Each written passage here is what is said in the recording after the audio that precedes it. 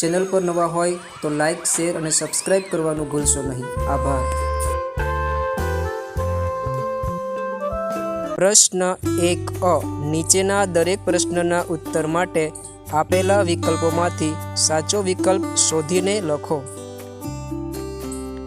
1 doctor ने ईश्वरनो संकेत सामा देखायो। जवाब ए पोते छेवाड़ाना गाममां निमाया तेथी। 2 डॉक्टर ने थाक लागतो नहोतो, कंटाळो आवतो नहोतो कारण के सी तेओ सेवा करवानी अमूल्य तक जती करवा नहोता मागता। 1 अमारी कामघेनु पाठना लेखकनु नाम शुं छे? जवाब बी चंद्रकांत पंड्या। कुटुंबोमां लेखकना बापुनी स्मृति रूपे कोण जाणीतुं छे? जवाब ए रमली गाय। 1 भाभीए नागने शेनु नैवेद्य धर्યું હતું? जवाब बी कुलेरनु।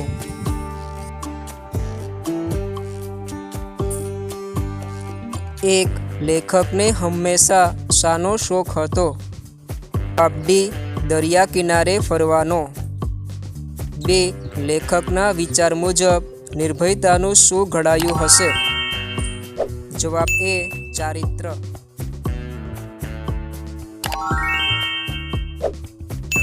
2 મહેમાન આવે ત્યારે ઘરના બાળકો દ્વારા શું કરવું સંસ્કારી હોવાની નિશાની છે?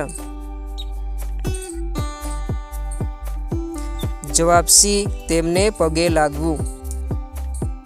મંત્રમુગ્ધ થઈ ગયો। જવાબ એ વિદ્યાપીઠનો ધનભંડાર જોઈને।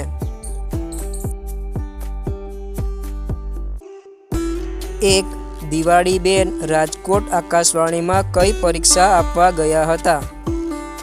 જવાબ બી સ્વર પરીક્ષા।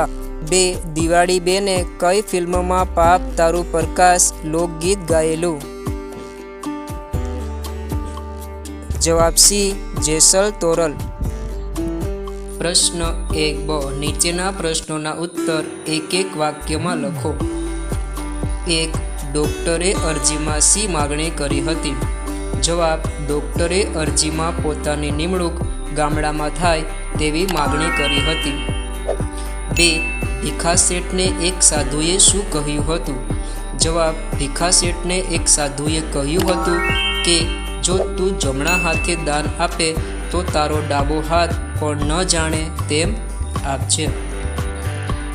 3 भीखा सेठे 100 रूपियानी नोटो डॉक्टरना हाथमां मूकीने सी शरत करी? जवाब भीखा सेठे 100 रूपियानी नोटो डॉक्टरना हाथमां मूकीने कोईने आ मददनी जाण न करवा अंगेनी शरत करी।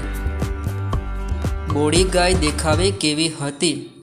जवाब बोड़ी गाय घणी ऊंची ओलादनी, कदमां नानी अने देखावे सुंदर हती। 2 बोड़ी गाय साथी मरी गई?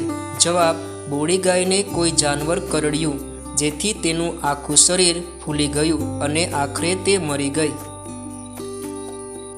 1 सोनल तेना भाभीने केम टीकी टीकीने जोती हती?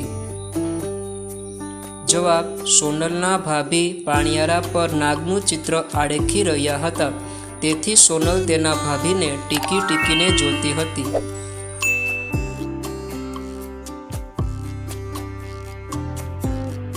3 नोळियो वनस्पतिना मूळ शा माटे खोदे छे?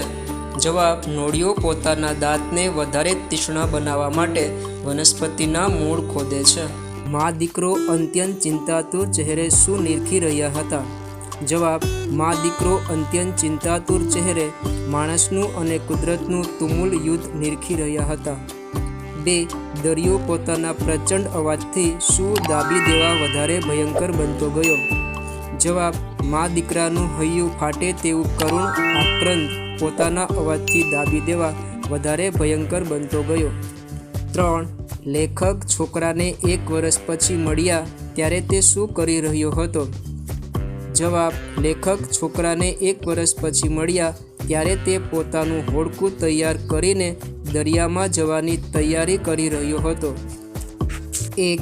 આપણે રોજિંદા ભોજનમાં શું ખાવું જોઈએ? જવાબ: આપણે રોજિંદા ભોજનમાં લીલા શાકભાજી અને ફણગાવેલા કઠોળ ખાવા જોઈએ. 2. મોબાઈલનો કેવો ઉપયોગ અસરકારક બની શકે? જવાબ: મોબાઈલનો જરૂર પૂરતો અને વિવેકપૂર્વક ઉપયોગ કરવામાં આવે તો અસરકારક બની શકે.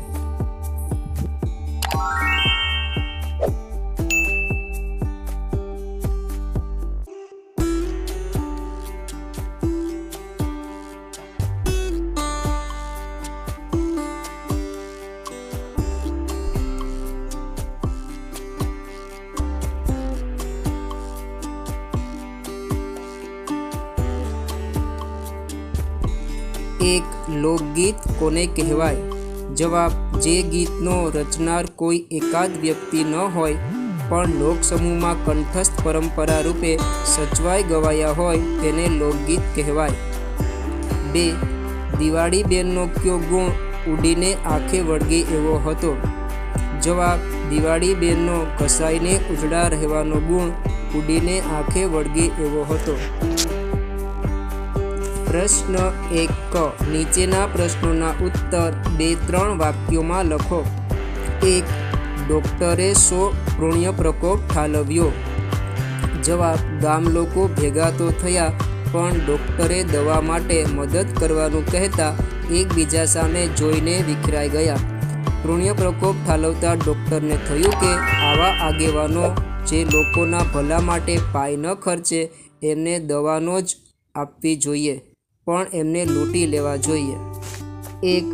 બોડી ગાયને સ્વચ્છતા ગમતી એવું તમે શા પરથી કહી શકો? જવાબ: બોડી ગાયને સ્વચ્છતા બહુ ગમતી કારણ કે તે પોતાના પીઠ પગ જીભથી ચાટીને ચોખ્ખા રાખે, ગમે ત્યાં ગંદામાં બેસે નહીં, ગંદુ કદી ખાય નહીં. એના વાછરડાને પણ એ ચાટી ચાટીને ચોખ્ખા રાખતી. આમ આ પરથી કહી શકાય કે બોડી ગાયને સ્વચ્છતા ગમતી. 2. બોડી ગાયના મૃત્યુ પછી લેખકના બાએ શું કર્યું? જવાબ: બોડી ગાયના મૃત્યુ પછી લેખકના બાએ પોતાની સગી દીકરી મરી ગઈ હોય તેમ રડ્યા. તેમનાથી તે દિવસે ખાઈ શકાયું નહીં. તેમણે બોડી ગાયને ચાંદલો કર્યો, ફૂલ ચોખા ચડાવી ભીની આંખે પ્રણામ કર્યા. પછી લેખકના બાપુની જૂની વાડીમાં પીપળાની નીચે જ ખાડો ખોદાવી દટાવી. 1. તમારા ઘરમાં અચાનક સાપ આવી ચડે તો તમે શું કરો? જવાબ: જો અમારા ઘરમાં અચાનક સાપ આવી ચડે તો મને બહુ ડર લાગે અને હું તેને મારી નાખવાની કોશિશ કરું અથવા સાપ પકડવાવાળાને બોલાવીને તેને પકડાવી દઉં. 2. નોળિયા વિશે ટૂંકમાં જણાવો. જવાબ: નોળિયો સાપનો દુશ્મન છે. તે સાપ કરતાં વધારે ચાલાક અને ચંચળ હોય છે. આથી બંને વચ્ચેની લડાઈમાં મોટાભાગે નોળિયો જીતે છે.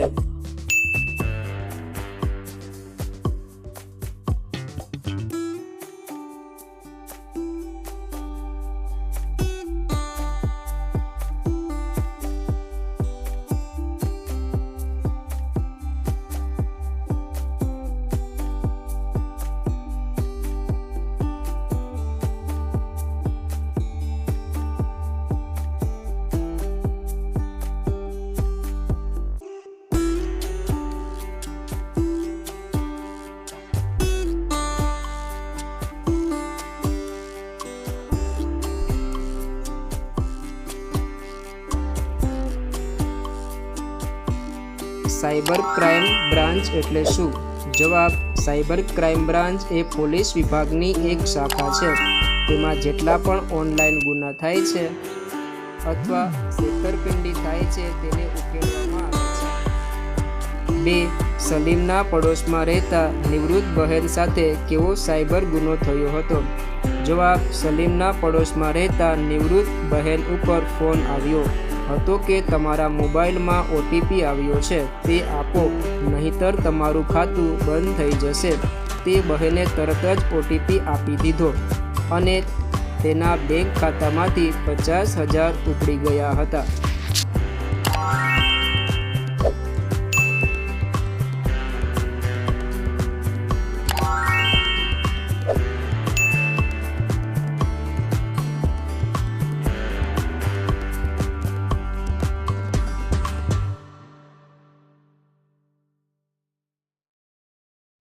એક દિવાળીબેને પિતાને આર્થિક મદદ કરવા ક્યાં ક્યાં કામ કર્યા? જવાબ: દિવાળીબેને પિતાને આર્થિક મદદ કરવા બાળ મંદિરમાં તેડાગર તેમજ 21 વર્ષની ઉંમરે એક હોસ્પિટલમાં નોકરીમાં જોડાયા. તેમણે રસોઈ બનાવવાનું કામ કર્યું. 2. દિવાળીબેનને કયા કયા પુરસ્કાર સન્માન મળ્યા છે? જવાબ: દિવાળીબેનને લંડનની ગુજરાતી સોસાયટી તરફથી સન્માન, સ્વ Hemu Gadhvi award, Gujarat vibrant award, Gujarat સરકારનો ગૌરવ પુરસ્કાર અને સર્વોચ્ચ પુરસ્કાર પદ્મશ્રી મળ્યા છે.